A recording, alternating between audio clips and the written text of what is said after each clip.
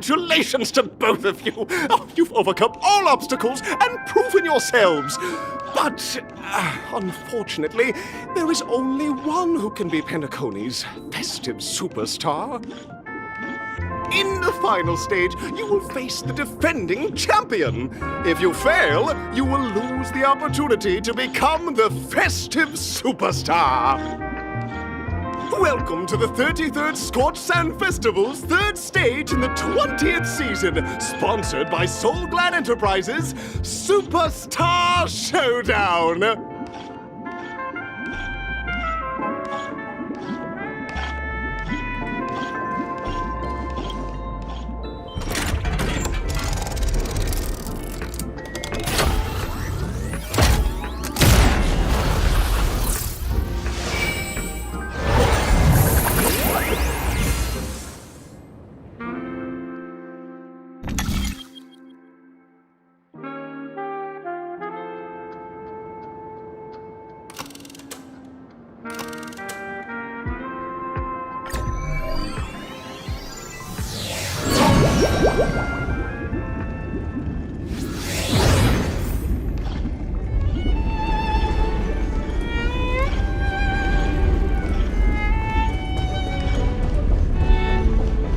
No way, I think I just saw someone. Someone extraordinary.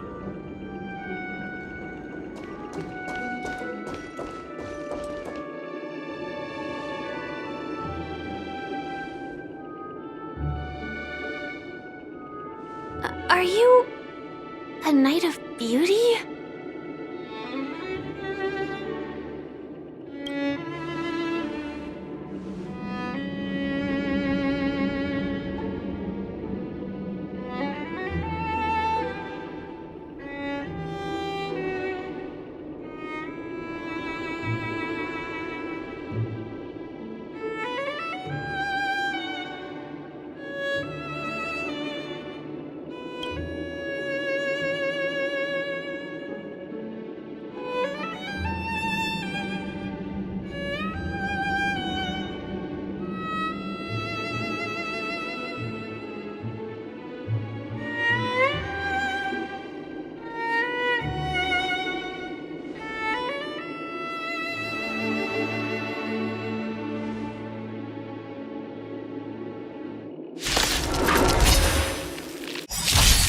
Behold, this symbol of pure... This is where it ends.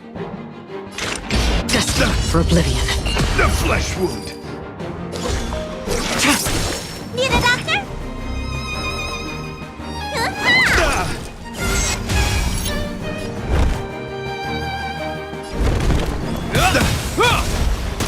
In the name of Landau, a will forged in ice never falters! How familiar. You are fighting a gentleman. Put forth all your might! Is that all? Blade of moonlight. Rise to the challenge. Free will, or was it? Rise to Let me the hit your challenge. wounds! Confess! How familiar. This ends here. It'll heal. All will be revealed. In lunar flame. Bear witness to Again. Time to show you! What's in your prescription? Save it for your own skin. Another journey begins. On the still waters of oblivion. I weep for the departed. It too shall fall. You don't look so good. Finally! Don't worry, Hope you're prepared. it's just a scrape. In the name of Landau, a will forged in ice never falters! pledge thine loyalty.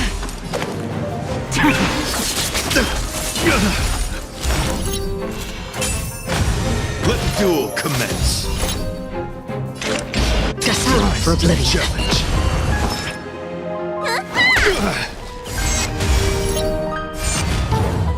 Confess! Can't kill me. Put forth all your might!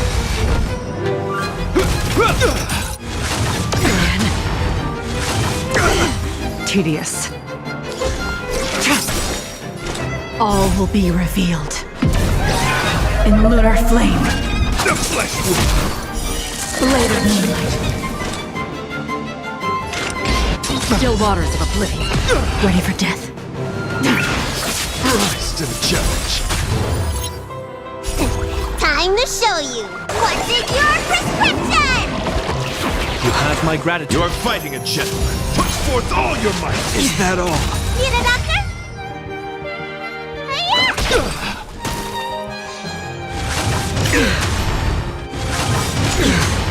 In the name of Landau, a will forged in ice never falters!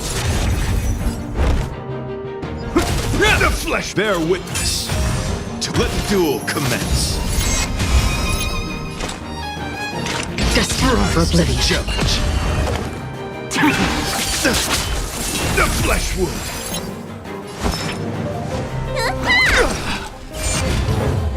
Pledge thine loyalty! Can't kill me. Put forth all your might! Is that all? All will be revealed. In lunar flame, Time to show what's in your prescription. save it for your own skin. Rise to the challenge! Free will, or was it fate? Still waters of oblivion. Stand down. Ha! Blade of moonlight. Rise to the challenge! You don't look so good. Don't worry, it's just a scratch. Put forth all your might! Again, In the name of Landau, a will forged in ice never falters! Behold, this symbol of pure... You're fighting a gentleman! destined for oblivion. The flesh wound!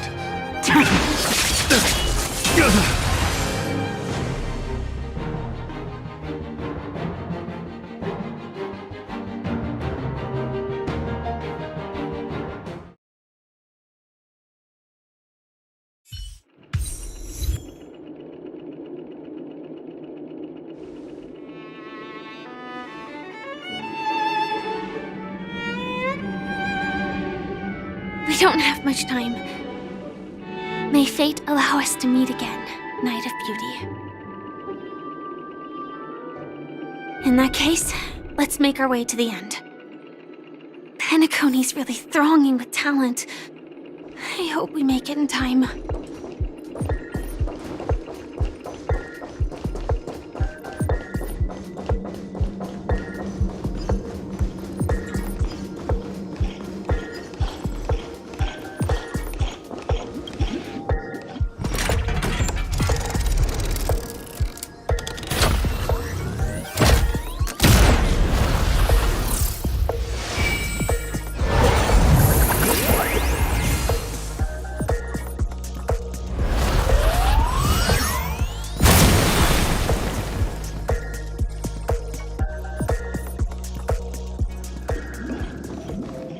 Congratulations to the Galactic Baseballer and Firefly on becoming this Scorched Sand Festival's champions!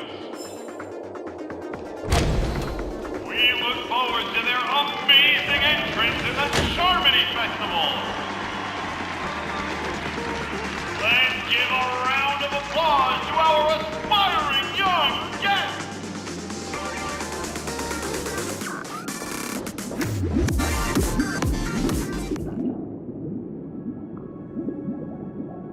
Congratulations to the both of you on becoming the festive superstars of this year's Charmony Festival before entering the Grand Theater.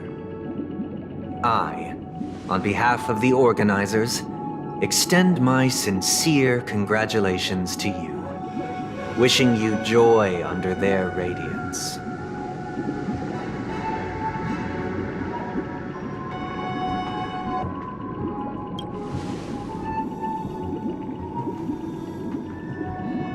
As previously promised, my sister, Mr. Yang, and I have met with the Dream Master. We delved into the truth about PENACONY and its Stellaron, and have come to a consensus. Both I and the Oak family cannot acquiesce to your request. Just as expected. We acknowledge the perspective of you, Nameless. PENACONY does require change, but not as you propose. The planet of festivities cannot and will not revert to a place characterized by chaos, disorder, or anarchy. Through your journey of overcoming obstacles, you must have glimpsed the essence of that era. The vulnerable ruthlessly eliminated, equality non-existent, common folk living precarious lives, eking out a dreary existence. Ultimately, only heroes like yourselves manage to achieve success. But I would dare ask, if you did not possess the special status of having a Stellaron, and you were but an anonymous and frail member among the masses, which PENACONY would you prefer? A dystopia for the survival of the fittest, or a sweet dream paradise for all?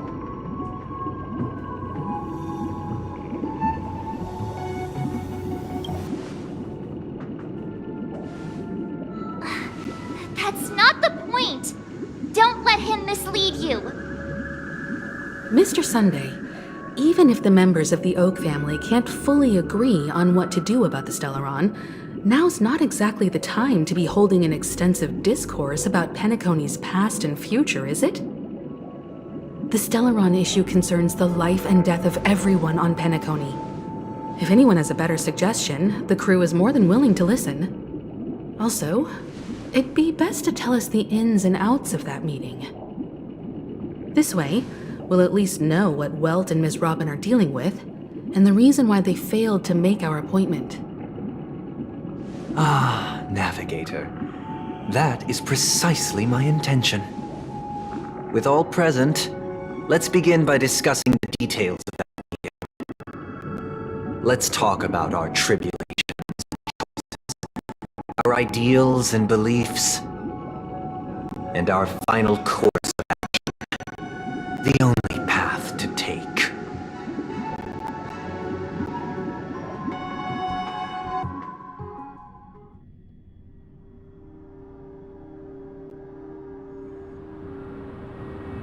You mean to say that for the longest time, there have been scoundrels who would use the Charmony Festival that I have bequeathed to the masses as a tool to realize their ambition?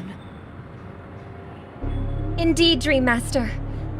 Once the Charmony Festival begins, the Stellaron's powers, along with the song, will be broadcast across the entire planet of PENACONY. And then everyone in their dreams will be unable to awaken. This is indeed surprising to me. The dreamscape is maintained by the collective effort of the 5 families.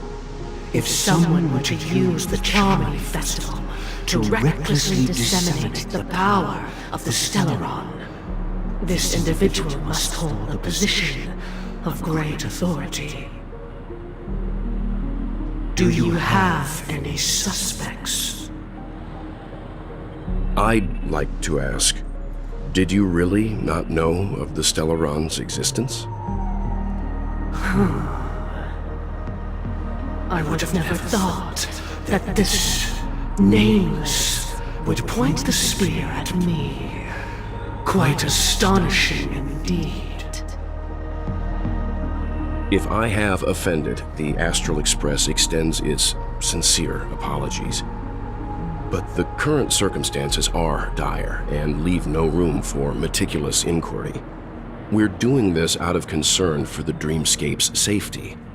So, if you could, please alleviate our concerns. Dream Master, it's just to prove that the Charmony Festival has nothing to do with the Stellaron. if we're being overly cautious, I will return to the stage to offer tribute in song, just per the arrangement.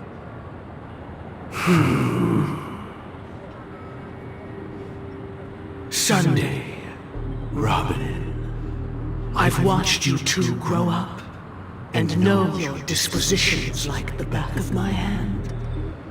Both of you, right now, can surely be lauded as their most devout advocates. I already know your resolve. The magnitude of this matter is enormous and cannot be taken lightly.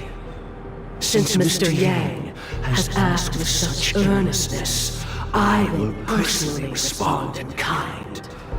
If there is a need, the entire Oak family will be mobilized to heed your call.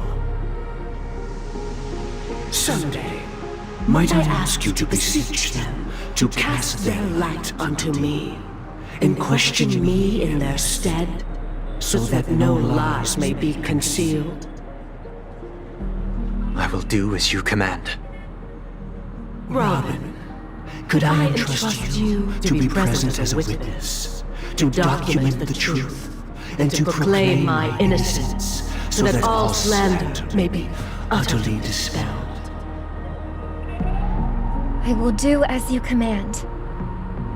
May thy will be carried out on earth, just as it is in the heavens. Oh, triple-faced soul, please sear his tongue and palms with a hot iron, so that he will not be able to fabricate lies and make false vows. Let us begin.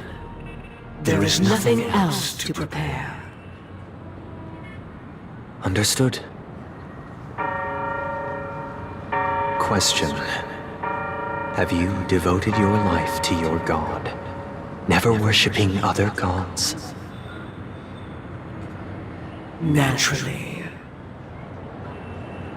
Do you love your god as you do yourself, always heeding their admonishments? Naturally. Have you strayed from the path expected by your god, betraying their name? Never. Have you ever been inordinate with your asks of your god, coveting more than the foundation of the creation itself? Never. Then, a final question.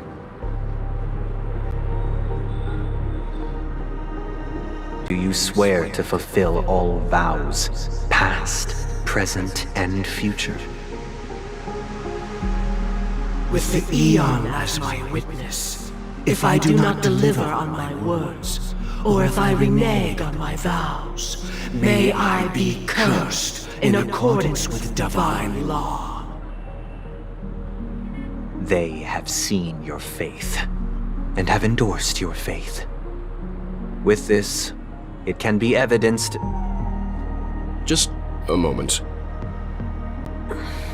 What is it, Mr. Yang? I have another question I hope to have answered.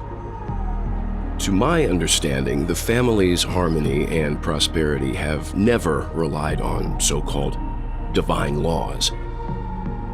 The god you both mentioned, are they truly Shipe? Mr. Yang should know that those belonging to the family toil together as if they were kin, embracing solidarity and unity under their light. All duplicity is laid bare before the harmony. Such a delicate and complex symphony. Which other god could perfectly harmonize this, if not for the Great One, Shipe? Perfectly harmonize. Therein lies the problem.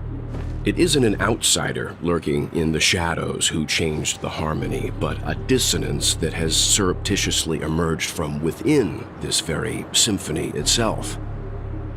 In the distant past, there existed an Eon.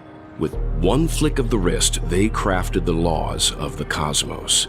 Their followers formed the Beyond the Sky Choir, spreading solemn and reverent hymns throughout the universe. Later, they fell.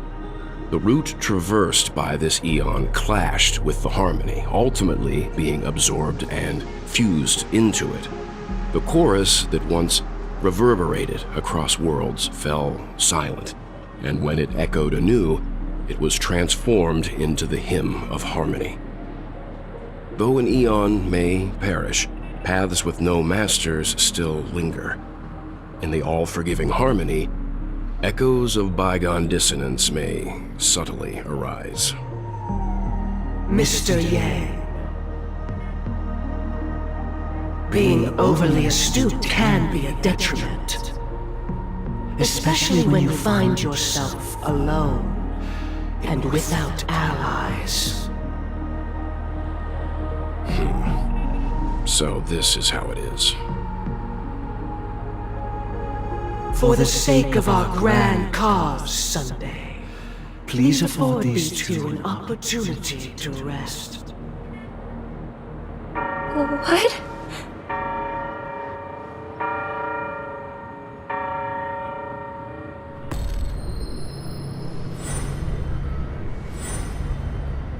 Sorry, Robin. It's just you. I did not wish for you to know this. It's a pity that things have turned out this way. So, this is the true reason I can't sing? The shadow that envelops PENACONY is actually... We were never children of the harmony. Our ideal paradise could not have been crafted by Shipe. True bliss can only be guaranteed by the one who transcends the many.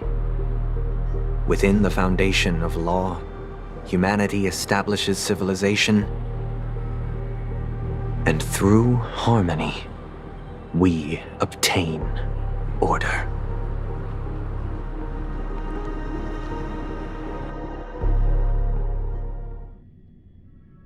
Unbelievable. To think that there would be remnants of the Order on PENACONY. What have you done with Mr. Yang and Miss Robin? Don't worry. I just gave them some time alone to ponder their fates.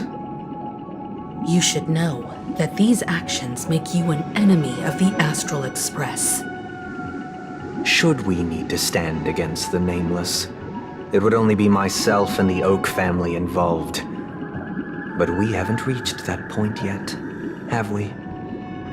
Your efforts for the justice of PENACONY are evident to everyone, and have been widely observed.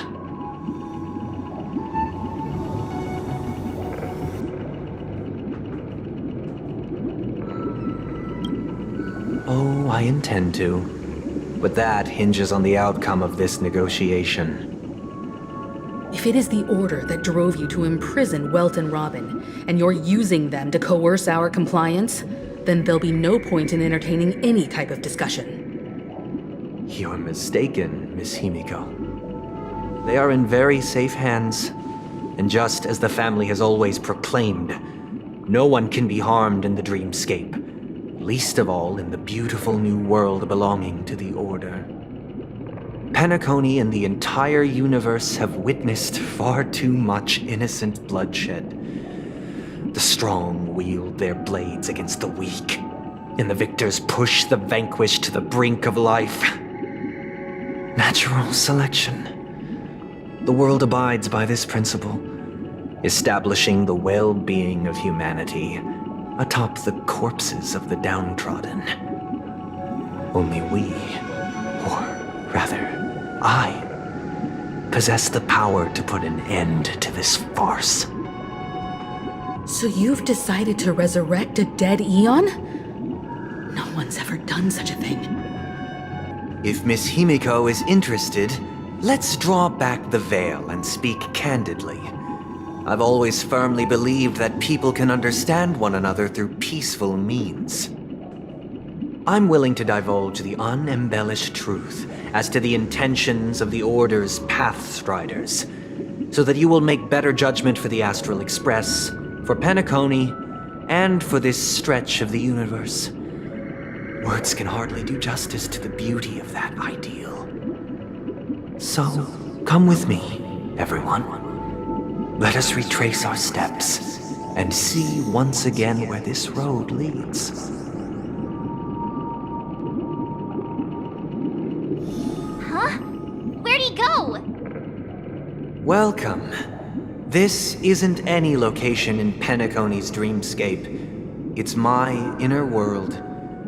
The reason the scenery before you remains unchanged is because your consciousness has drawn on similar concepts to fill in the gaps. Did you do the same to Welt? It's a tuning process, stronger in effect and more draining on the mind. The gray-haired guest has experienced it before, so he should understand what it entails. Tuning allows you to intuitively grasp my feelings, which also means that I cannot hide anything from you. Now, everyone, please look at the huge screen. The road we once took begins here. From this point on, you will witness the numerous decisions I've faced.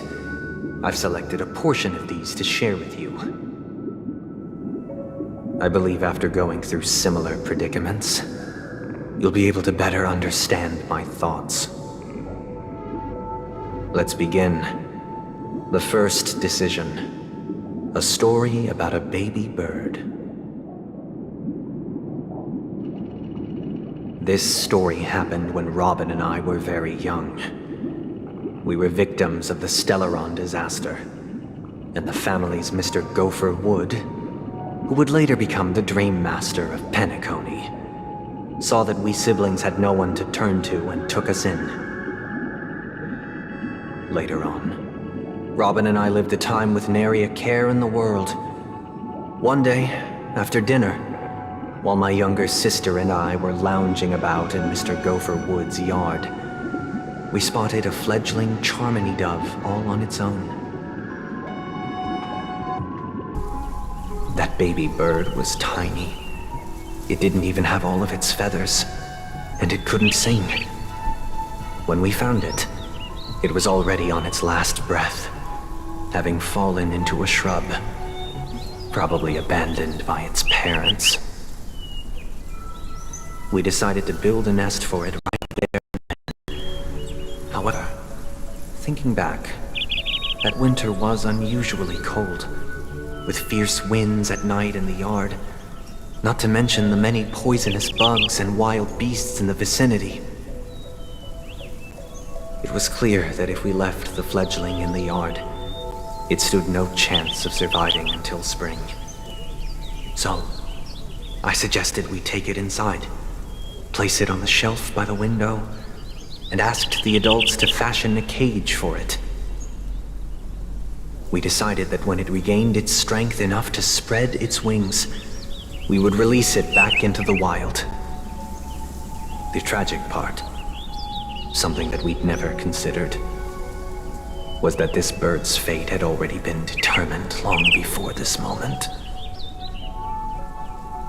Its destiny was determined by our momentary whim.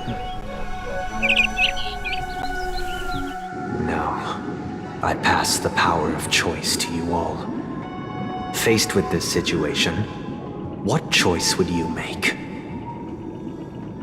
Stick to the original plan, and build a nest with soft net where the Charmony dove fell. Or build a cage for it, and feed it, giving it the utmost care from within the warmth of a home. I eagerly await your answer.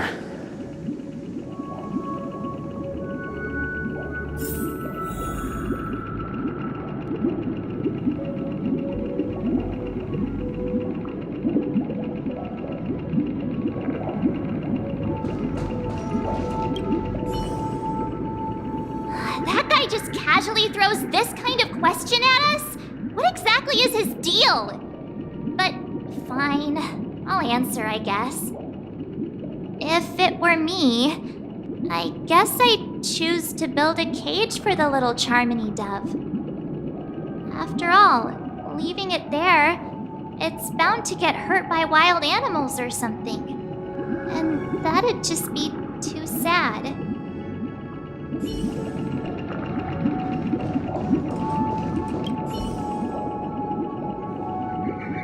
It looks like he really has no intention of imprisoning us. If it's just a quiz, I suppose it's fine to humor him. Back to the question. I would personally choose to build the little Charmony dove a cage. No special reason.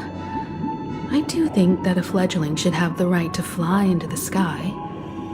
But if it can't even live to that point, then there's nothing to talk about to begin with.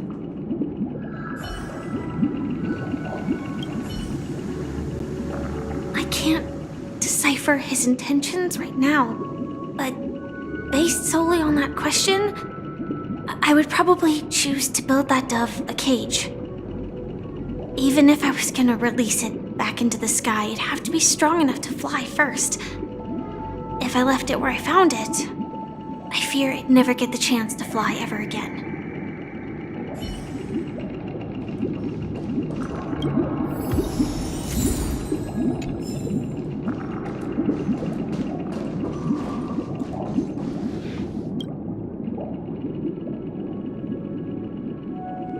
I'm happy to see that you made a choice similar to ours.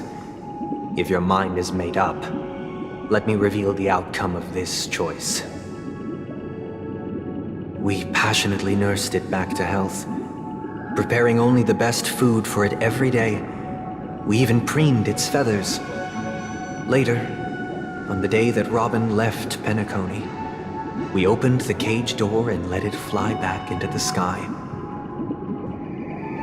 I watched it for a long while by the window, probably about 3 or so days. In those 3 long days, the little Charmony dove tried again and again to spread its wings to fly into the sky, but fell to the ground, only to keep trying. Finally, on the 137th attempt, it succeeded. But its attempt did not go perfectly.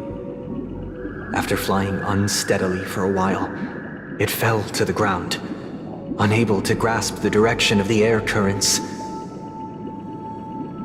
The fall shattered its wings. It writhed helplessly in my embrace. But it was all for naught, finally succumbing to a painful demise. And in that instant, our tender care, our given love and hopes, they all became the inevitable push that sent it to its death. I deeply regret the choices we made. Next, let us head to the second decision. This time, it's the story of a dream chaser.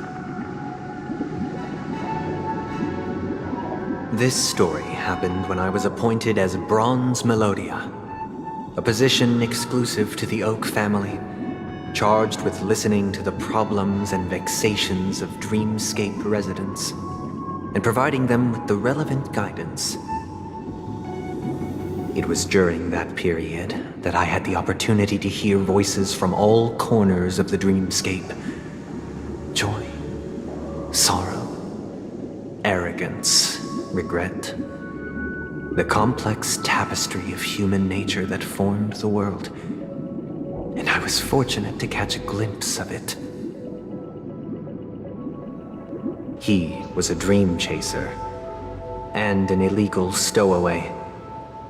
Just like the rest of them, he came to PENACONY in search of a better life, except that, to most people, the price he paid, I suppose you could say it was everything. He told me, I sold everything I could at home. The house, the land, even his 2 children.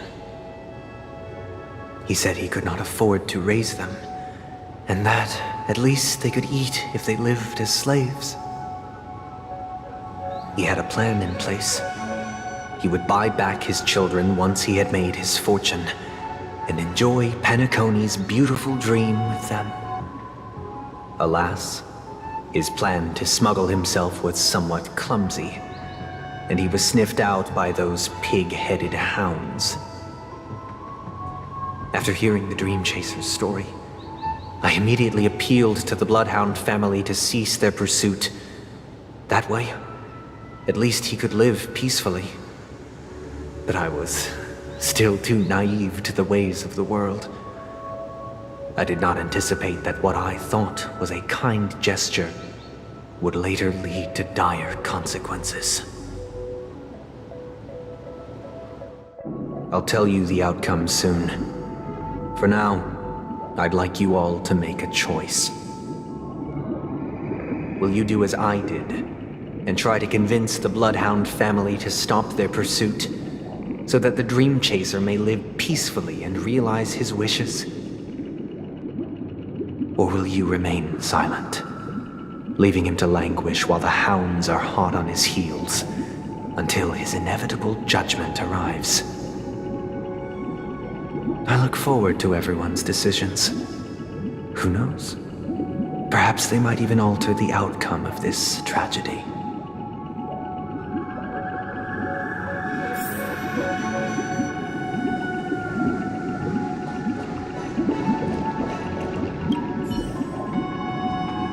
It seems illegal stowaways are really quite common on PENACONY. But that guy in the story, I don't think he deserves any sympathy at all. He sold his kids to chase a dream. Even if he intended to go back for them, it's still insanely irresponsible. With that thought, there's only one choice. Let the Bloodhound send him back home. This person deserves to be punished.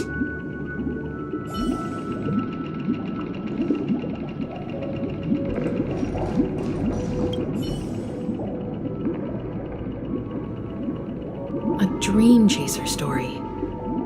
If I acted out of kindness, I would probably ask the Bloodhounds to stop their pursuit and lend him a hand. But what cruel repercussion would this choice result in? I think Sunday must have been deeply impressed by the limitations of the strong defending the weak through this incident.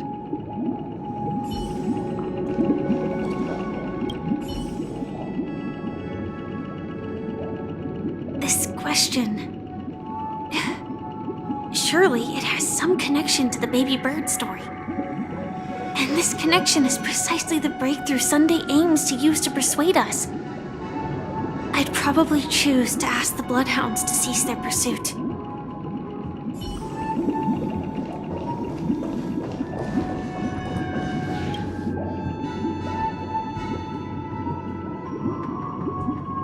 I'm honored to witness you arriving at the same decision. Out of respect, I'll share with you the dire consequences that my choice back then brought about. First, the outcome. He attained major success.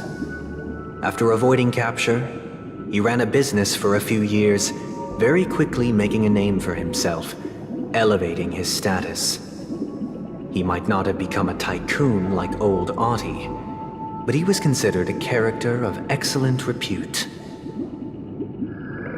Now then, did he realize the wish he set out to achieve? No. The last time I saw him was in the real world, where the hounds were going to permanently exile him, and I was the accompanying bronze Melodia. The mission was simple. Listen to the criminal's repentance. He told me the reason he was in this predicament was because he conspired to usurp the head of the Alfalfa family. When I asked him about his 2 children, he instead responded with a question. What children? In the end, my heart aligned with the harmony, and the good deed I dared to undertake held no value, turning instead into a wrongdoing. It created a lamentable oppressor and countless oppressed individuals. As to your choice, I once again offer my heartfelt apologies. Next comes the third and final decision. And the story this time is my own. This story happened the day I was appointed the Oak family head. At that time, Mr. Gopherwood was the current Dream Master, and as per his wish, we had a private conversation. What surprised me was that the Dream Master had only come to deliver a letter to me. He let me read its contents, and it was a letter from my sister. The letter contained the usual pleasantries, anecdotes from her travels, nothing out of the ordinary. Just as I started wondering how this letter related to our discussion, the Dream Master began to speak. Do you know who wrote this letter? My sister, of course. But why would you personally visit me to hand me a letter from my sister containing mere trivialities? To help you grasp the full scope of this issue. Do you know where Robin is at this moment? From what the letter indicates, she must be in Caspelina 8, correct? She's touring there right now. Correct. Has she mentioned anything about a stray bullet? A stray bullet?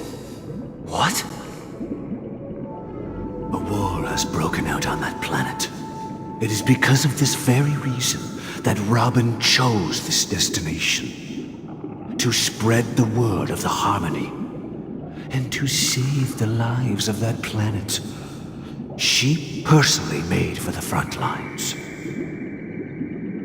She hoped to ease the people's suffering with song, and was willing to brave mortal danger to deliver the IPC's medical supplies. Unfortunately, stray bullets show no such compassion. Is she all right? If the operation was successful, she should probably be recovering in the field hospital.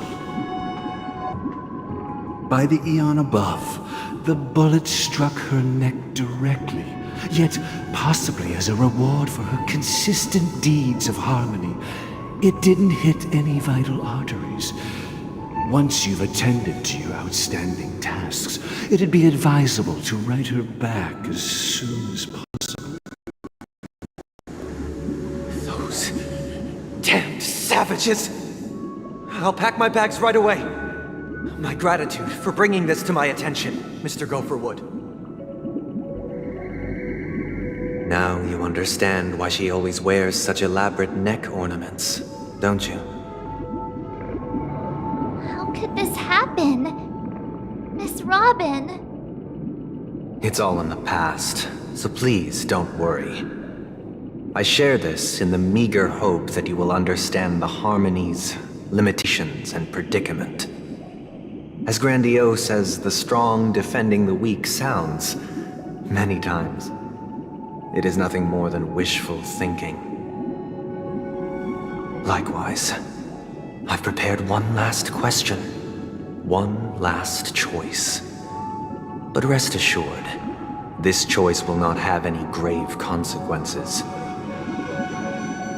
Because this is merely a figment of imagination, a nightmare that has haunted me through countless nights. If you ever had the opportunity to make a choice like I did, would you still support Robin's journey on the path of harmony?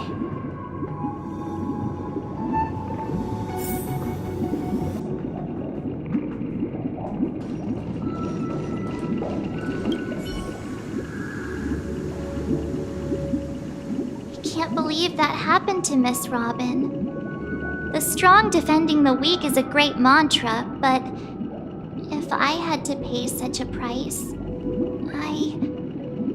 I don't know what I'd do.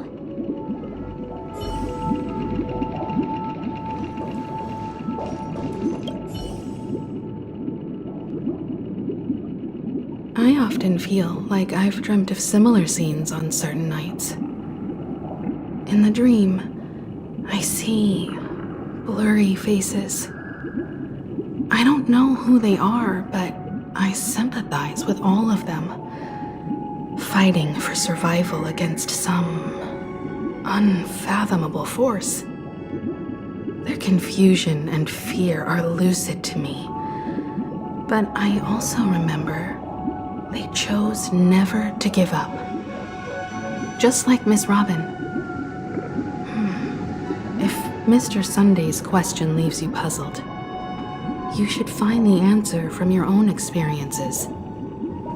With each Trailblaze, dangers and tribulations will surely follow. But would you ever back away?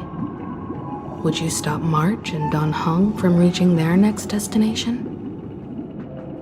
I believe you have an answer of your own in your heart.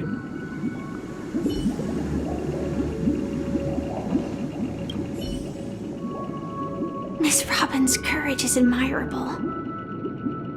And here I was thinking she was just another superstar celebrity. But the fact that she is also Mr. Sunday's younger sister? No, I doubt he'd wish harm on his own flesh and blood, no matter how grand the ambition.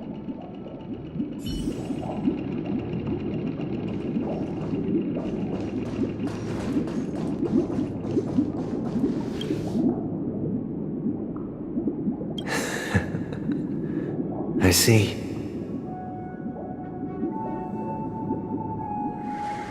I am now aware of everyone's stances. Raising these questions merely serves to illustrate one point. The plight of PENACONY cannot be salvaged by the harmony.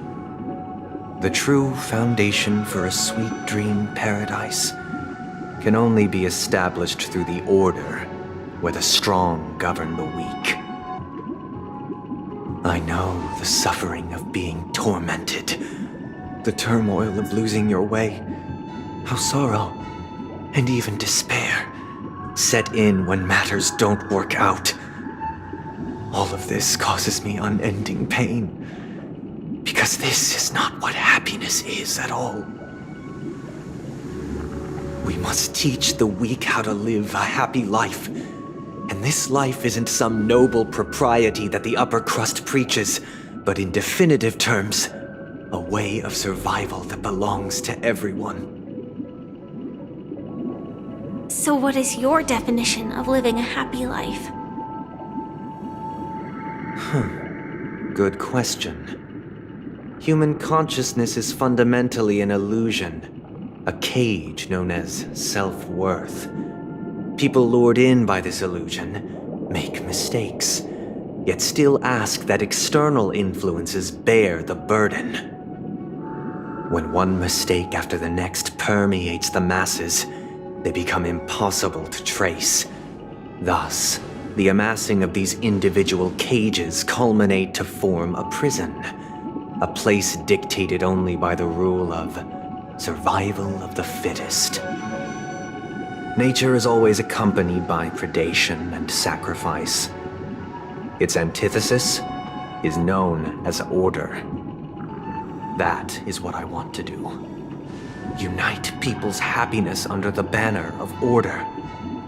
They won't need to make bitter choices any longer, nor face the weaknesses of humanity.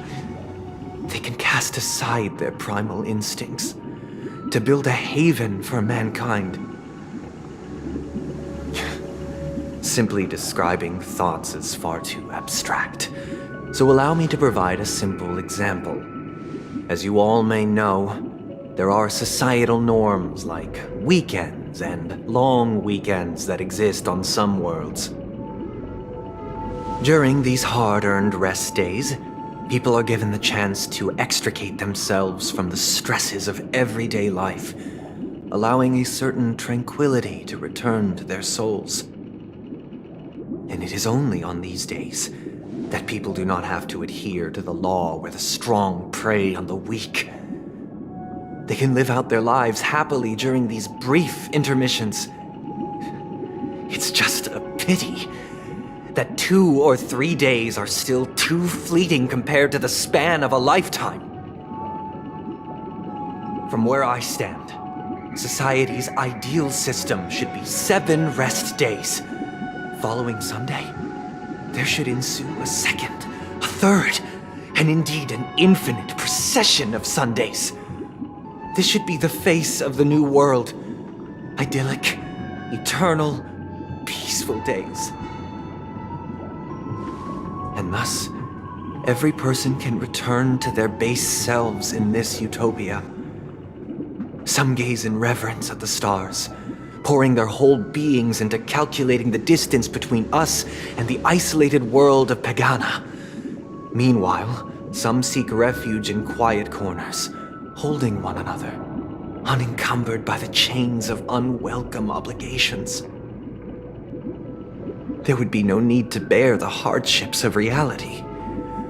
Only in this way can humanity face the inevitable end with the purest of spirit, living a life of dignity. This is what it is to live in bliss. Miss Firefly, you who are stricken with entropy loss syndrome, you of all would surely understand this.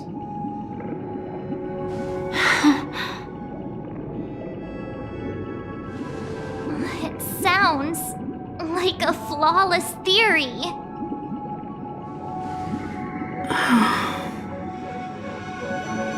But what is the price to attain all this? The cost is minute, merely a personal and eternal sacrifice. If this paradise is to be maintained for everyone, someone must remain trapped in solitary awakening until the end of the cosmos. Awakening. Which means that this so-called paradise is still a dream. Stepping into this paradise means forsaking reality, correct? It is not forsaking, but transcending.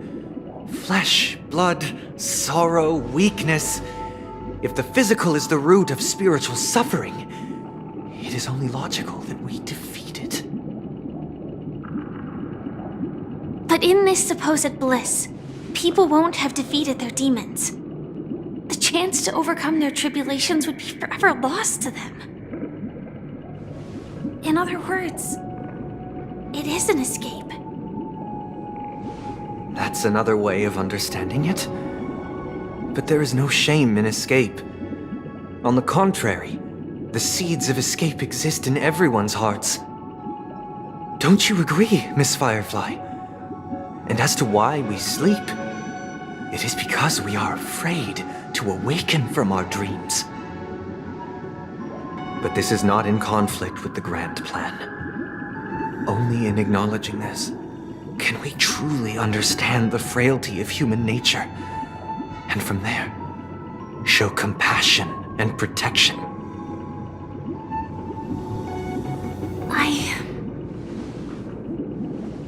I admit that you are a born leader. Your perspective on humanity brims with pessimism.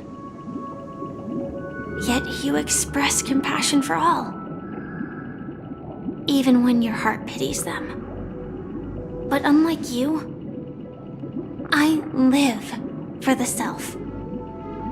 From my perspective, individuals making choices for themselves is their birthright. The want to escape may be innate in the weak. But whether they are weak or not, it is not up to another to decide. Perhaps in your mind, you also view me as weak?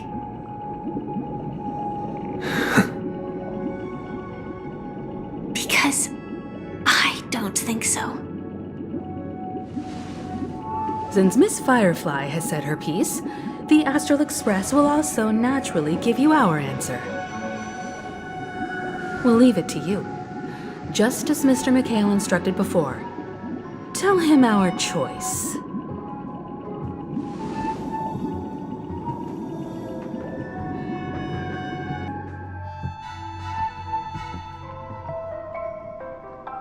What is this place? Does this place ring any bells, Misha? I don't know, but I feel a sense of deja vu. What is this place? It's the realm within a dream bubble. This was left to the Astral Express by a nameless, but weirdly, when we entered it, it was completely empty. Dr. Edward from the Dreamscape sales store told me that dreams are formed from memories, and a dream bubble can't take shape if its core is empty. So I thought you might be able to help us in unraveling this mystery, Misha. As a hotel doorman, you know PENACONY best among us. I don't know much about dream bubbles, but if you want to figure out what this mansion is, I'll do my best. I'm counting on you then. Himeko, I still don't get it. Why were you so sure that Misha had a connection with this dream bubble? I wasn't sure. It was just a hunch. But since Misha feels familiar with this place, my hunch might be correct.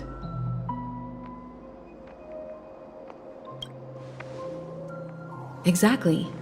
This is where you and Firefly encountered death, which we now know as dormancy. Considering its connection to Dreamflux Reef, it's not surprising it appeared here. The question now is, who brought you here? Based on the clues we have so far, it's unlikely to be that masked fool, so identifying them is crucial to us. We're drawing closer to the truth once more. Let's give Misha some time, as I believe he'll unveil the secret of this dream bubble. All right, but there are doors all over the place. Which one should we choose? Do you have any idea, Misha? I guess... maybe this way?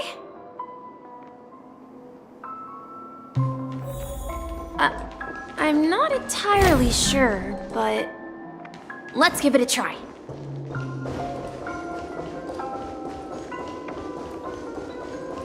Wait, you managed to choose the right door on your first try? Weird. This place is quite different from the hotel. But I feel like I've been here before, and even lived here for a while. If I remember correctly, there should be a fireplace down that hallway. Clocky and I used to sit by the fire, listening to the crackling of firewood. And the room on the other side was the toy room. I loved spreading out all the toys from the box on the floor and making up stories for each of them. Hold on. This doesn't make sense. Didn't I grow up in Dreamflux Reef? So, what is this place? This could be a case of amnesia. Don't worry, Misha. It's common for everyone to forget certain aspects of the past. Those memories haven't vanished. They're just lying in the depths of your mind. We can surely get them back. Since this place seems familiar to you, why don't we explore a few more rooms and see if you can recall anything more? Yeah, then let's check out the rooms I just mentioned.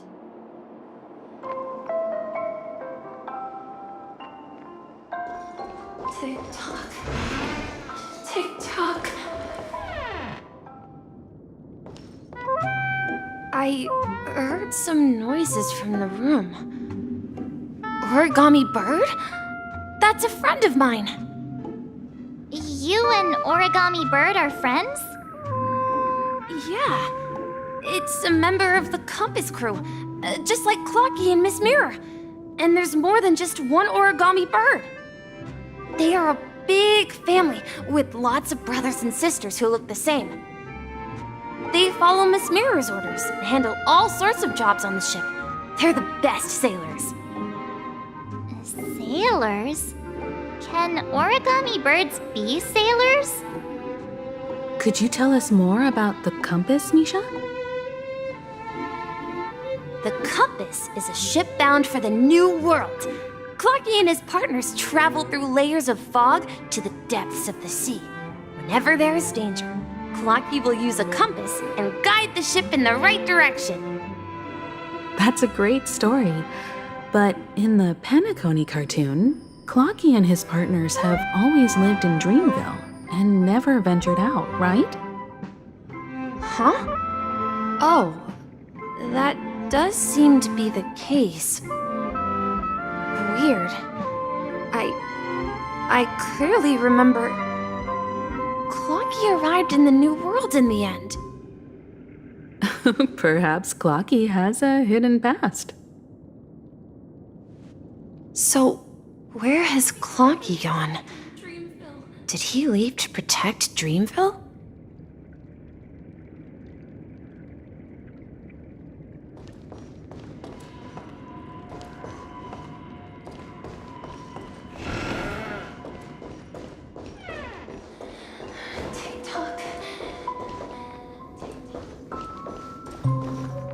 Mikhail, that's the name.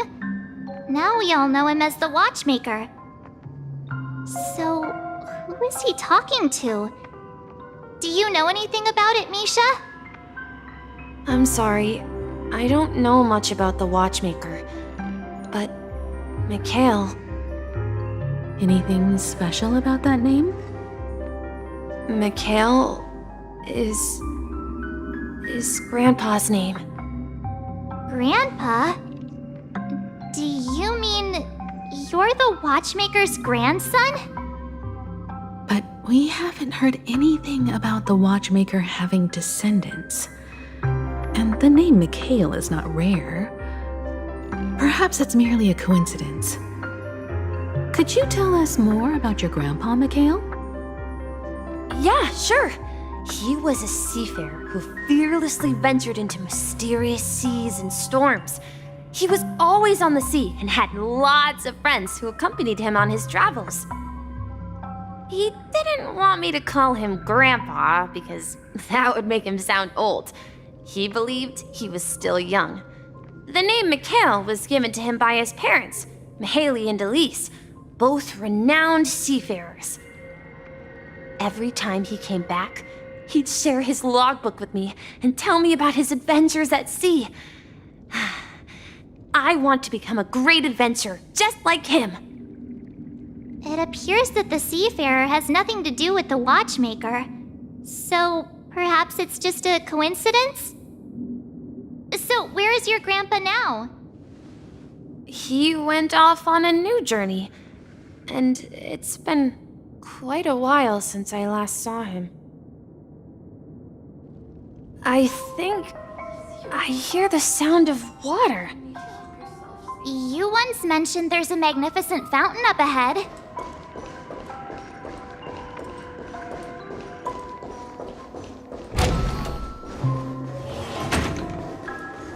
Look, there it is! The water resembles a precious jewel embedded in the dreams of all seafarers. Every time I gaze at the shimmering lights beneath the waves, it feels as though I'm back in this place, standing by your side. Have you recalled anything, Misha? Yeah, I saw these sentences in Grandpa's logbook. He used to say that despite the perils of the sea, whenever he stood on the deck in the afternoon, overlooking the sparkling waves, he would think of this fountain in front of his house. He often said that those moments felt like returning to his family's side, and the difficulties at sea didn't seem quite as challenging. You know, I quite understand such sentiments.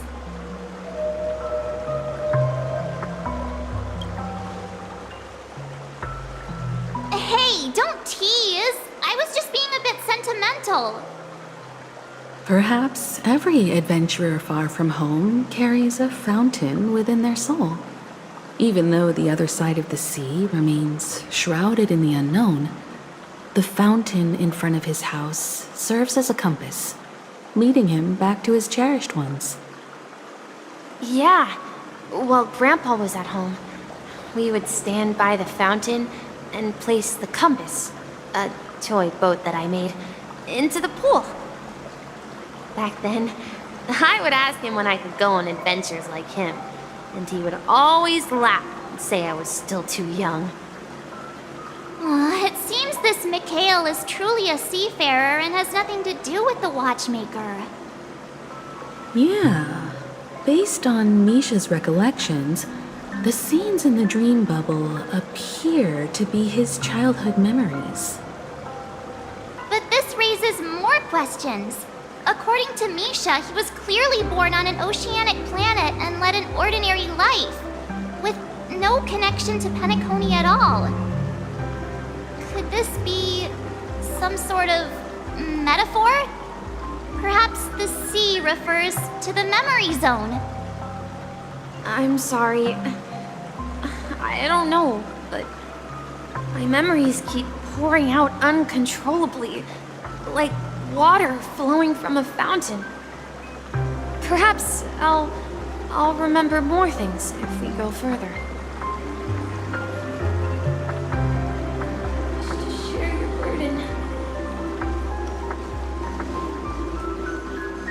We're going to the opposite side, right? No, we should turn left here. Huh? Something feels different about this place.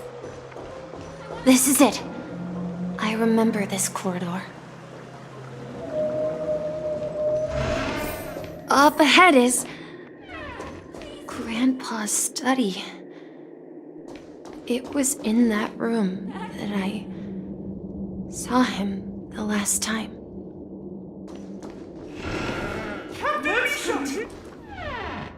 The atmosphere in this room feels totally different. Misha! You finally come!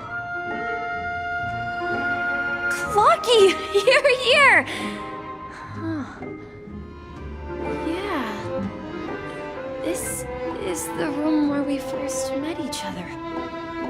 Are those books on the bookshelf logbooks left behind by that seafarer? Yeah. Whenever he came back, he placed a logbook on the bookshelf in his room. They contain records of his expeditions to every corner of the world. He described our world as a fountain. At some point, the sea started to gradually swallow up the land where people lived. To ensure that everyone had land to settle on, he had to continue exploring the sea and search for the source of the rising seawater. On that day, he called me to his study, telling me that he was embarking on another journey. However, I could sense the gravity in his expression. It was the same look I had seen on my father's face before his final voyage. I asked him if I could go with him, but he said that my adventure lay elsewhere and told me to stay home and patiently await a certain sound at the door. What sound? He told me about a vast ocean in the sky, an ocean of stars. He spoke of a train that transports children with a desire to venture far away, traversing the sea of stars without ever stopping. He said that he knew the crew on the train, and that he had asked them to take me along. He said the journey I had always dreamed of would start there. A train? Could it be? It's the Astral Express. I remember now. Grandpa's friends are a group of nameless who came to this world to resolve a disaster caused by a star. Then, he gave his pocket watch to me. It was his cherished treasure, appearing in every one of his adventure tales. He explained that difficult times were ahead, but assured me that the watch would guide me. He said, as long as I kept moving forward, I'd eventually reach my desired destination. And then, it was as if I heard the distant sound of a train whistle echoing throughout the room. Exactly, Misha! And then we followed that whistle, didn't we? Yeah. I think I can still find the way we took back then.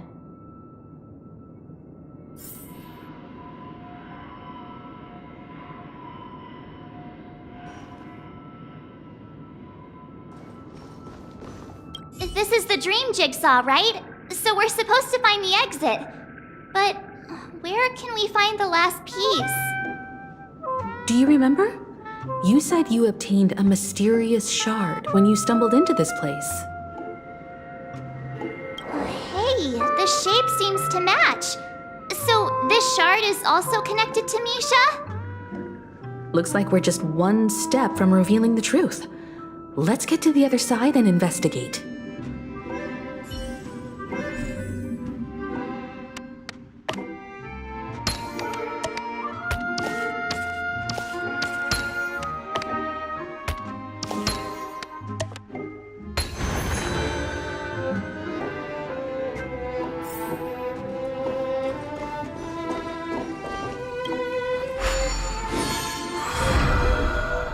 This is it. This is my room of clocks. While I spent my time waiting for Grandpa to return from his voyage, Walter gave me this workshop, and it became my secret base. Here, I learned how to repair clockworking gears out of my fondness of precision mechanics. In my dreams, I was the captain of the compass, embarking on adventures with my companions, Clocky and Miss Mirror, in search of the new world. I was born and raised here. So, this building in the dream bubble is your childhood home? Yes, but not exactly. To be more precise, this dream bubble itself is my home. Looks like you've remembered everything now. Wait. Why does it feel like everyone else knows something I don't?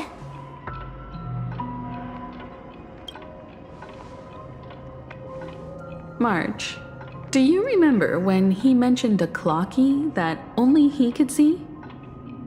Yeah, the little guy here, right? But we all saw him in Dreamflux Reef, right? And Mr. Yang even greeted him. Looks like everyone on the Astral Express has a childlike spirit. The answer lies in the Astral Express. His experience shows that neither Firefly nor Acheron can see this clocky. And when we were in Dreamflux Reef, you may have noticed that for some reason, nobody outside of the crew had ever talked with Clocky.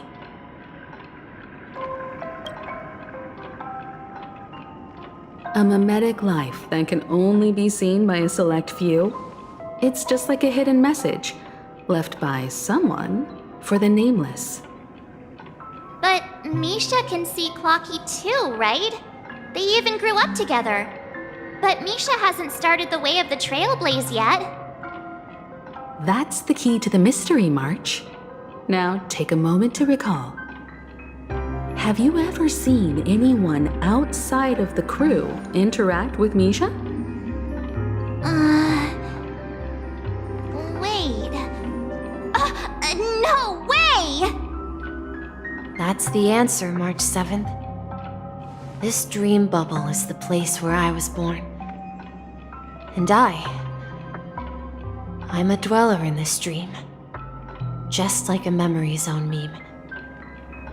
I should have stayed here and waited for you. But when reality and memories merged, I unconsciously pushed open that door and left the bubble with Clocky. So it's not that the Watchmaker's dream bubble is empty, but rather the stuff inside ran away? And the whistle you heard was the sound of the express arriving at PENACONY? That's one way to see it, but I believe there's a longer story behind all this. It's best for Misha himself to explain all the details. How about we start with your name? Now, should we call you Misha, or...? Thank you all for helping me rediscover my true self. Now, please allow me to reintroduce myself. I was born on Lushaka, in the Presmere system, adopted by seafarers Mikhail and Char. They gave me a treasure, a name that carried their hopes. Mikhail Char Legwork, or simply Misha.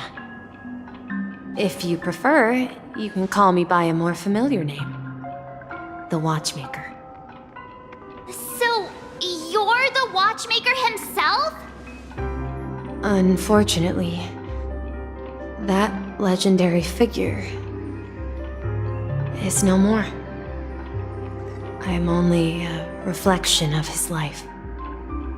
As for the child who has been with you, he's the innocent protagonist of Misha's childhood dream. A friend of Clocky, a young apprentice, and a future mechanic on the Express. And this also marks the beginning of his journey, devoted to the Trailblaze. At the end of the journey, I left this little flame, which I so cherished, in my deepest dreams, hoping to pass it on to the nameless of future generations. However, he somehow left the dream bubble and forgot all about his task. I apologize for all the confusion this caused. Because he was born with a desire to trailblaze, wasn't he? I don't think Misha has forgotten his role as a guide. He remembered it, and that's why he mistakenly appeared as a hotel doorman in his dream from the very beginning. The one who brought our unconscious friend here must have been Misha. If that's the case, we encountered the Watchmaker's legacy from the beginning, didn't we? Well, I have a sarcastic friend who says I always take big detours and end up back where I started. Perhaps that's what every nameless has to go through. But in the end, you found me. I'm sure you're all wondering what my legacy is. I believe my hound has mentioned the Stellaron and my wealth. If I may apologize, the Stellaron part is real. As for my wealth, however, it's nothing more than a baseless rumor. I left my homeland as a child and embarked on the journey of Trailblaze. I traveled to various planets until finally reaching Asdana, where my friends and I built the original PENACONY and fought for its future ever since. I've been moving forward all my life, doing what I could to overcome the obstacles in my path. But ultimately, my journey reached its end, and I left behind no possessions worth entrusting. So, if you ask what's left within this worn-out train engine that can be called a legacy, I suppose it's the things that are still burning in the engine's furnace. Now that you're well aware of the current situation of PENACONY, I certainly hope that you'll help me get this world back on track. But I'll leave that decision to you, for the path of Trailblaze is never paved by others. All I have for you is a story and 2 gifts. I want to give you my pocket watch. It has accompanied me throughout my long journey, guiding that naive child forward, and has been blessed with the presence of so many great people up to this day. And my hat, too. The one who navigated for me placed it on my head and planted a fanciful thought in my mind. The trailblazing expedition will never end. Now, it's time for you to make your choice. Once you've made up your mind, open that door and enter the long dream of an old man. I'll be waiting for you at the end of this corridor of time. All right, everyone, let's make a decision. Although I don't think anyone will have any objections.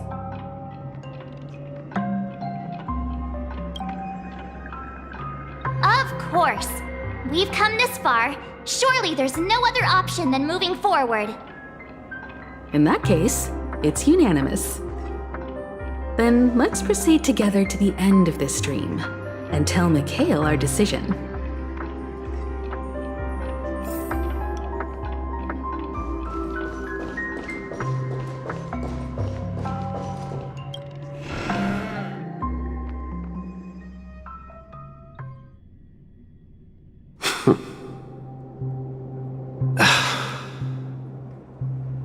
Mikhail, where are you going?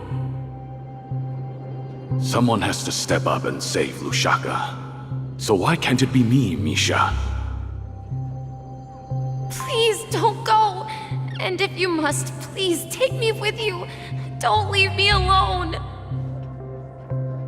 Even without me, you know how to proceed forward, brave Captain Misha. The compass is waiting for you. Haven't you always wanted to be a better adventurer than me?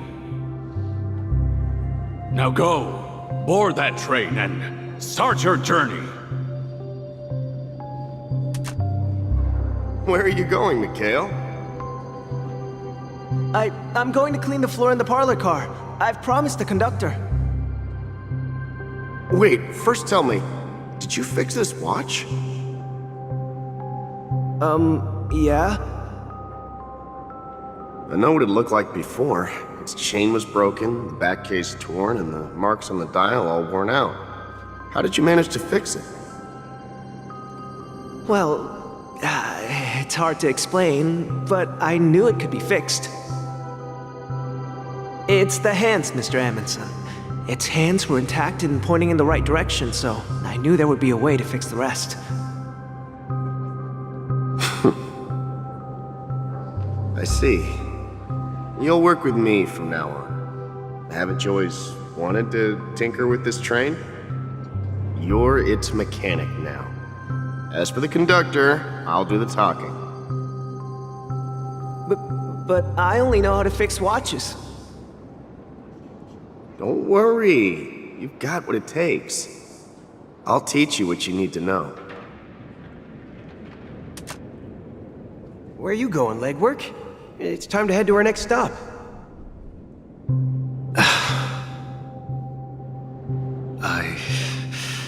I'm staying in Astana with Rosalina and Tiernan. I see. This place reminds you of home.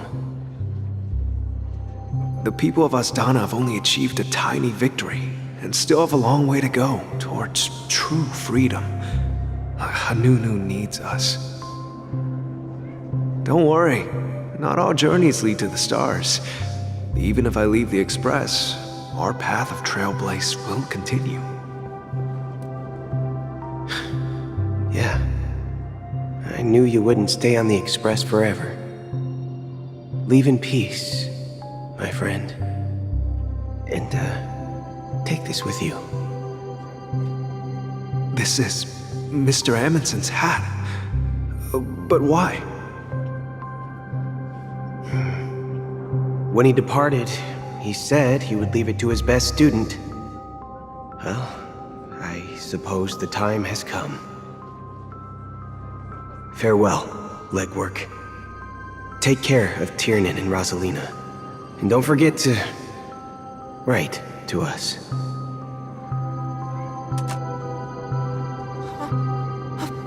Where are you going, Watchmaker? Don't worry, Micah. Just going on a little trip.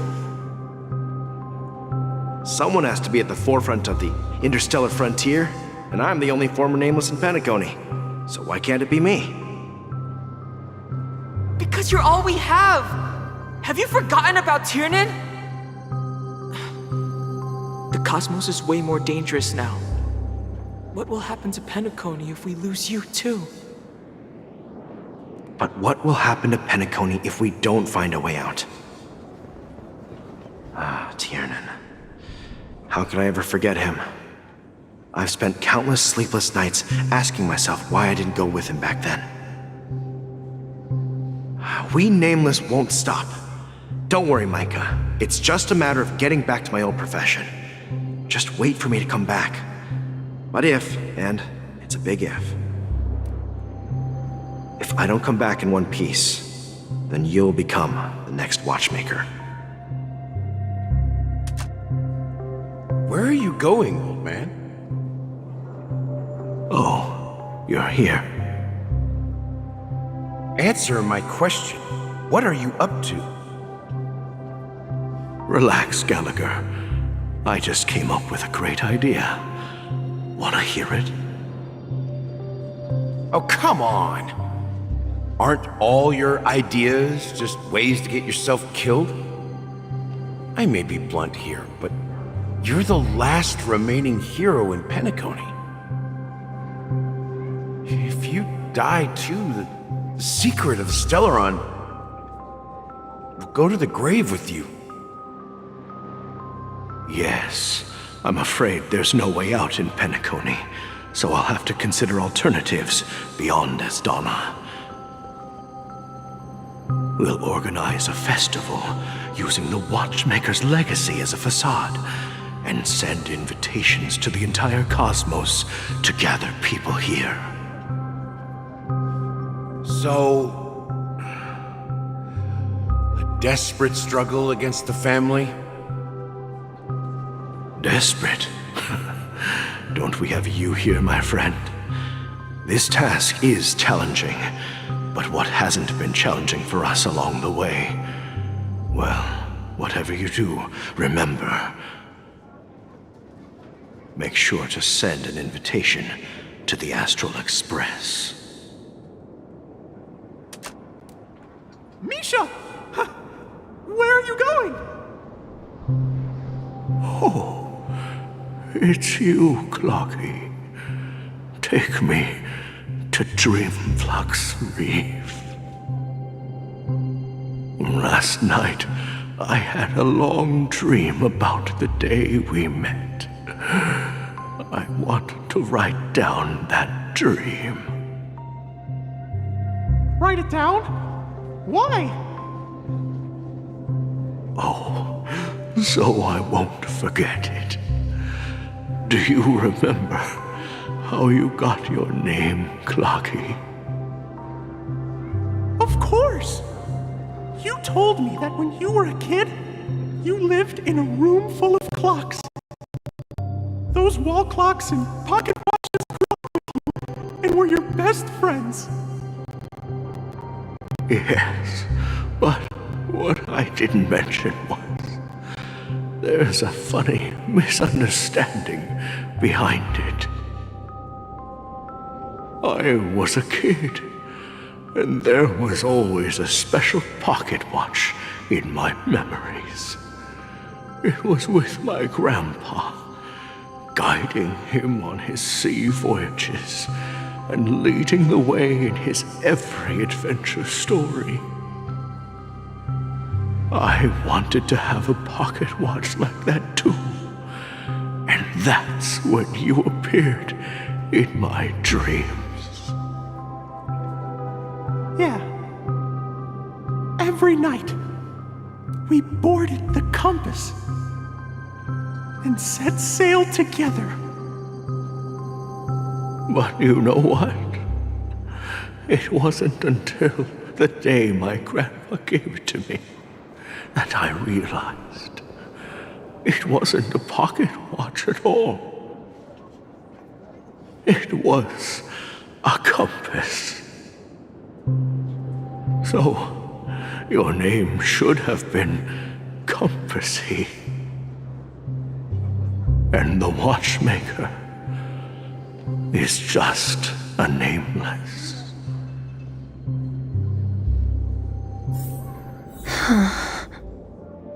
We've arrived at Dreamflux Reef. So, where to next? You know, Clocky, I don't think I'll be going anywhere else.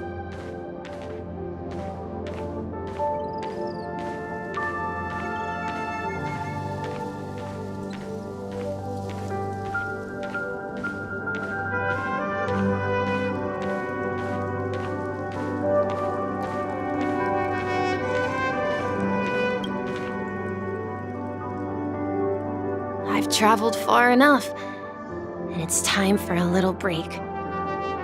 Oh. So, we'll set out again when you're rested? No, I'll stay here. And then, this is where it ends. This is where it ends? What do you mean, Misha? You told me that the Trailblazing expedition would never end. Yeah, that's what I said. So now, it's up to you to decide your next destination. My next destination? What's that supposed to be? I've been following you. Misha? You're acting weird today. If you're feeling down, we can just do what we usually do. With the clockwork. No, I'm not feeling down. As for clockwork, yeah, it resolves all problems in this dream. So, do you know what clockwork actually is? I'm not quite sure. Well, everyone gets lost at times. They may hesitate and doubt which way to go. That happens in this dreamscape and beyond. But don't worry.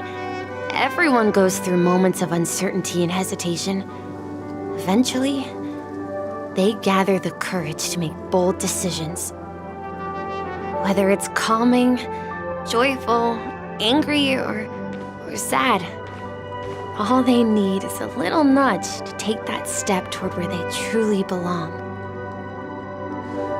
I'm leaving that little nudge with you, and I hope you'll share it with others.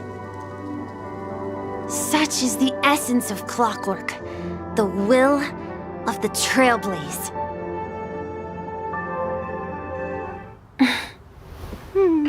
Clocky's hands spin around non-stop, indicating confusion, frustration, and weakness. But ultimately, people still need to move forward. Just like your hands, always pointing ahead. This is where my journey ends. From now on, it is your path to walk. Trailblazing means taking paths your predecessors forswore, and venturing even further. The PENACONY in Mikhail's dreams does not belong to Order.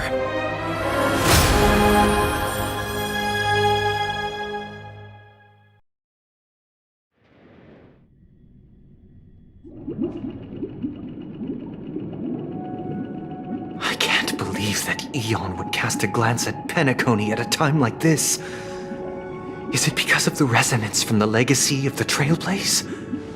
Or perhaps the bond between you is so strong that it even impresses an Eon. Well, there might be another possibility.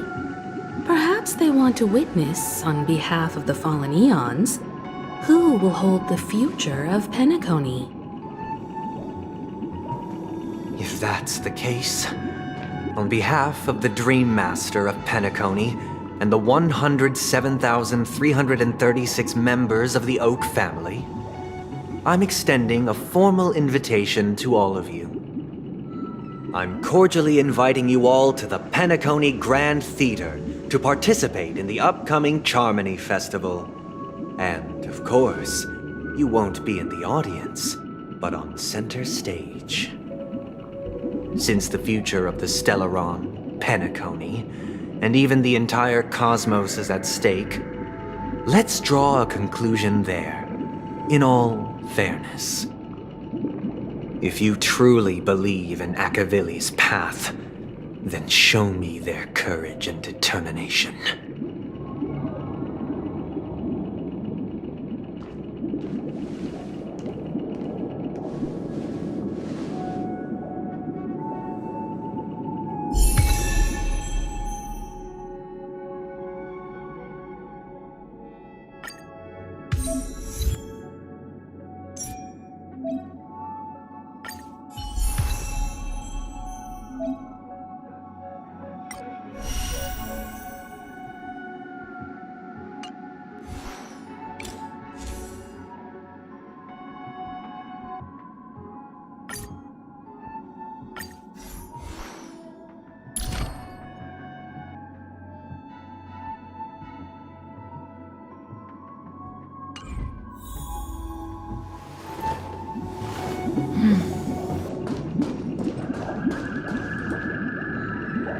Does that mean he wants to fight us during the Charmony Festival?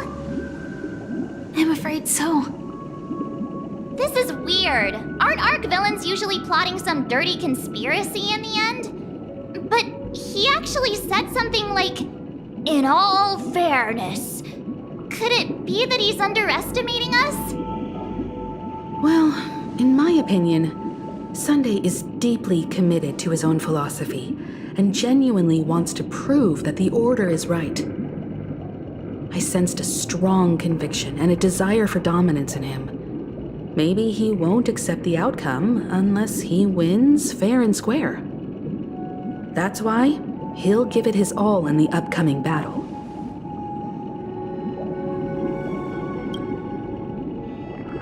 Yeah, you're right. We've even dealt with a Lord Ravager of the Destruction, so a follower of the Order won't be a big deal. Anyway, we can't leave the Stellaron unchecked. This is about trailblazing a bright future for PENACONY and fulfilling Mikhail's and his predecessors' long-cherished wishes. Now that we've taken up the mantle, we can't afford to fail them. However, the same applies to the Order. Their plan didn't materialize overnight, and they have the profound collective consciousness of the planet of festivities behind them. A desire to dream, to slumber and escape reality. All those hidden emotions have given birth to the sweet dream of the Order. They've harnessed the will of an entire planet to create an Eon. This confrontation is far more complicated than a simple power struggle. To secure PENACONY's future, fighting on the stage alone is not enough. What do you mean? Are you not coming with us? I believe Firefly is trying to say that she's heading off to another battle.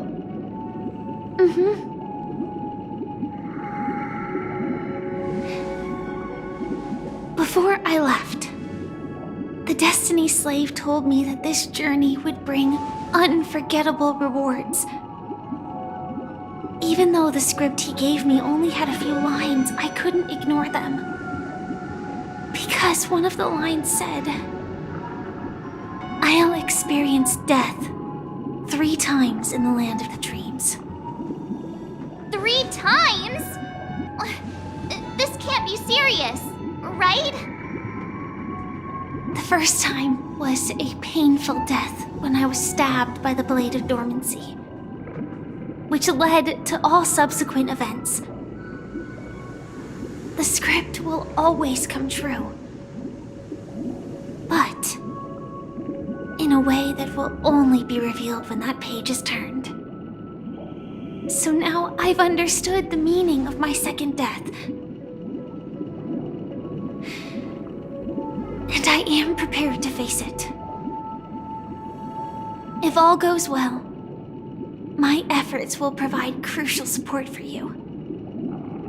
Only by achieving victory in this battle can we secure a future for PENACONY. And only then, my third and final death won't come true in the most terrible form. The most terrible form? Does that mean... The true death, where everyone in PENACONY loses themselves completely in the eternal sweet dream of the Order. We must do everything we can to prevent that. Have you made up your mind, Firefly? Yes. Otherwise, I wouldn't be here. Thank you again for your assistance for the Astral Express. May we meet again, in reality. Yeah. Farewell, everyone. May your trailblazing expedition never end.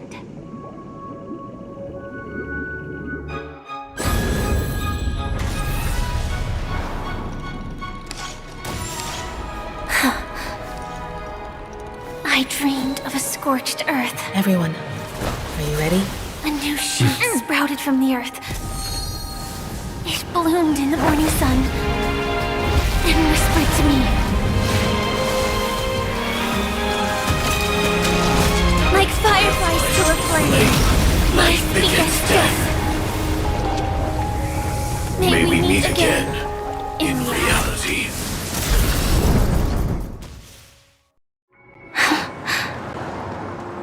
After today, Japella's name will disappear from cosmic history, and the Everflame Mansion will take its place. In the not-too-distant future, you'll receive an invitation. That's your next stop. Land of the Dreams. PENACONY. I hope you find whatever you seek there. Be it answers or salvation. You mean my 3 deaths? Silverwolf told me about it. It's such a shame that it's not part of my script. Well, I want to live. I'm never afraid of death. The opposite of death is eternal life, and that's something I'll never desire. People die, and I am no exception. Death is like a script, a fate that cannot be defied. But that's exactly why we have to choose where we want to rest forever. Do you exist just to perish? Are you not the same, Blade? The end you desire is not one dictated by others. If I were to die now, I would only be a weapon. I believe I should die as a human. Though its definition escapes me, isn't this the answer that ordinary people look for their whole lives? A name that can be carved onto their tombstone.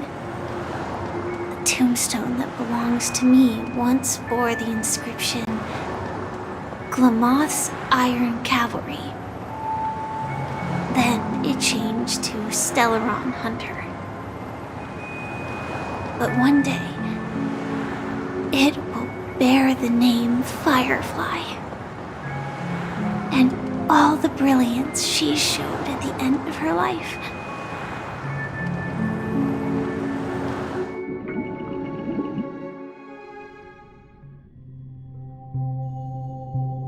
That's quite unexpected, old man.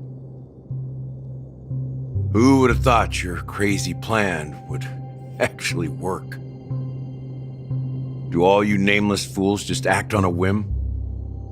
I can sense that this false sweet dream is coming to an end. The Nameless may be young, but they had the ability to achieve this goal. Just like you did in your time. It's a shame you won't be able to see it firsthand. Maybe I won't either. Once something fictional is seen through, it ceases to exist. Yeah, not just those Nameless. Even Mr. Wings is just like you. Stubborn, won't listen or give up, no matter what. Well, fate is unpredictable, I guess. If we weren't bound by those cursed paths, maybe we could have had some good talks. But in the end, we managed to do it.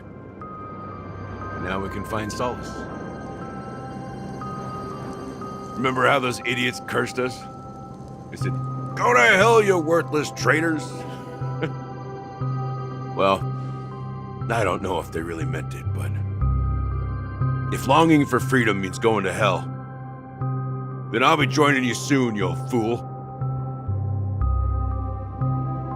Let's get together and have supper again in hell. Oh, I almost forgot. There's one more thing. Here's to you. A glass of hello and goodbye, Trailblazer. To the imperfect tomorrow.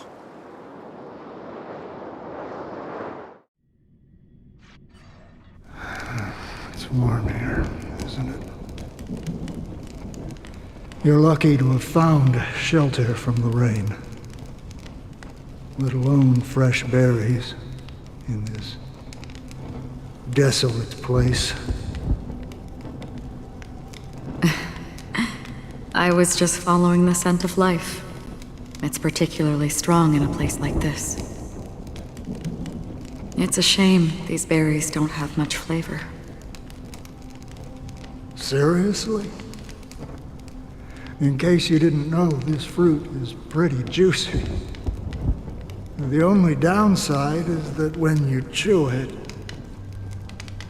it becomes extremely spicy.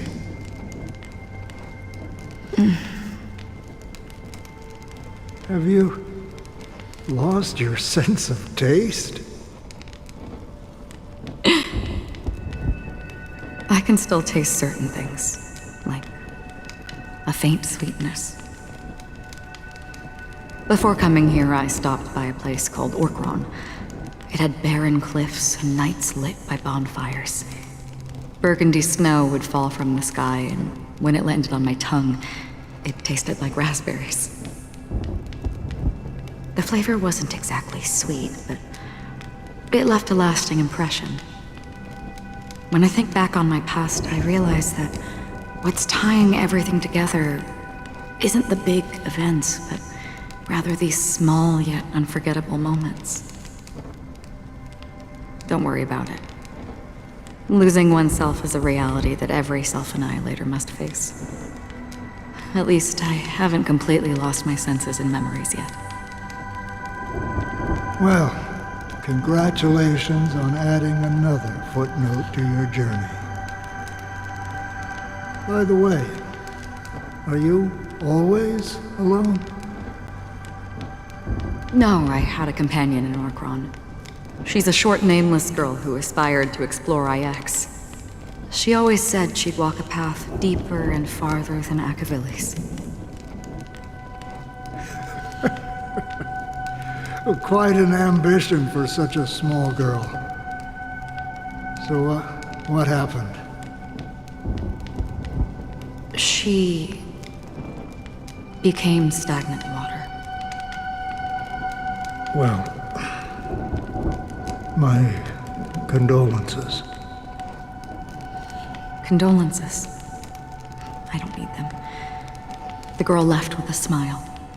She never regretted her choice and most definitely wanted me to say goodbye with a smile. So, that's what I did. That's proof that you're grieving for her. Or perhaps I'm just afraid. Afraid? I rarely sense that emotion from you. What do you fear? I'm afraid I'll forget the 30 days I spent with her, just like all the other days in my life. Most of them have already washed away with the rain, disappearing into an unseen realm. I fear that those vivid red memories will fade away too. There isn't much color left, and besides this faint, warm red, there's almost nothing. Hard to imagine. A ranger accustomed to bloodshed, destruction, and chaos finding warmth in the red color. Because I have experienced this warmth many times. Long ago, I promised someone that I'd bring it to more people. And that for every remaining moment of my life, I'd strive for a better ending for all. As long as this red color still lingers, I have a chance to fulfill that promise. It represents a burning fire, a blooming flower, the berries in this cave, and life itself, fleeting yet still dazzling. In the end, it will lead me beyond the horizon of existence. And on the other side, I will cut off nihility. The one blessed by the sleeping and shapeless is considering how to kill them. That's truly pure nihility. But you're right about one thing. After spending so much time near this stagnant water, only when I look at this vibrant red fire do I realize that I'm still alive. When will this rain ever stop? Perhaps when the sorrows of the departed have finally quieted down, the sky will clear up.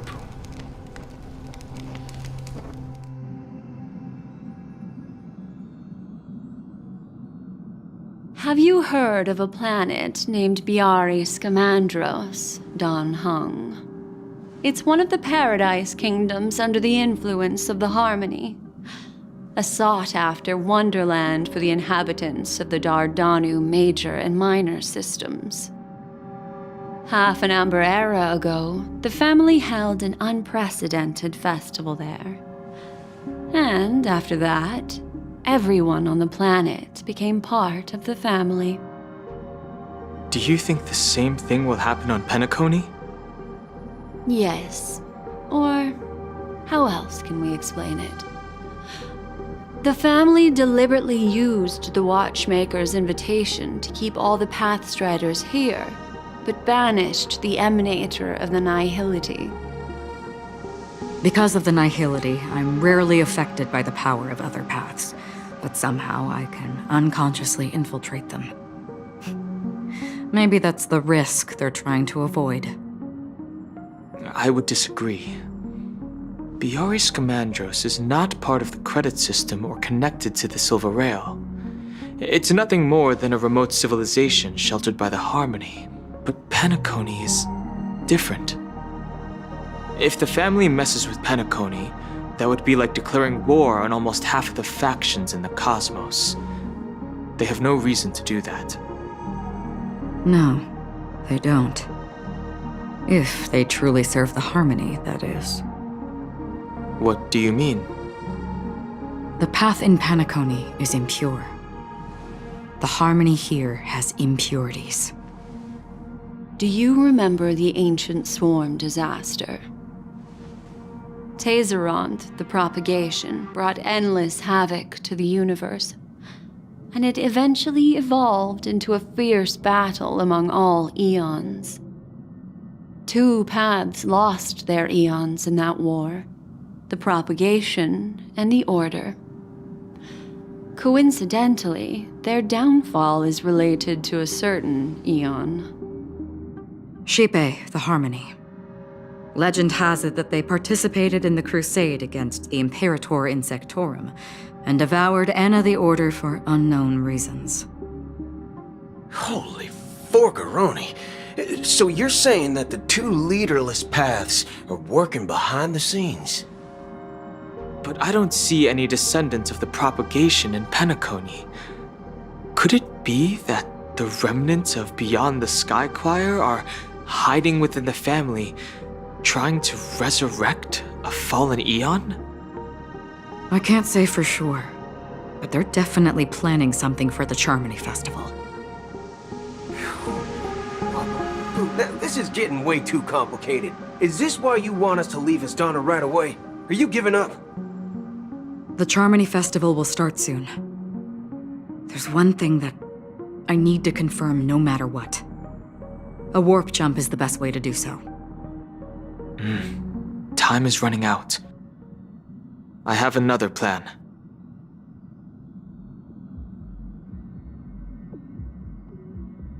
Hold on. Are you thinking of using the Jade Abacus of Allying Oath? Exactly. The assistance from the Lawful Cloud Knights would be enough. Think it over carefully. You can only use that once in your lifetime. I have considered it thoroughly. My companions are... they're also once-in-a-lifetime treasures.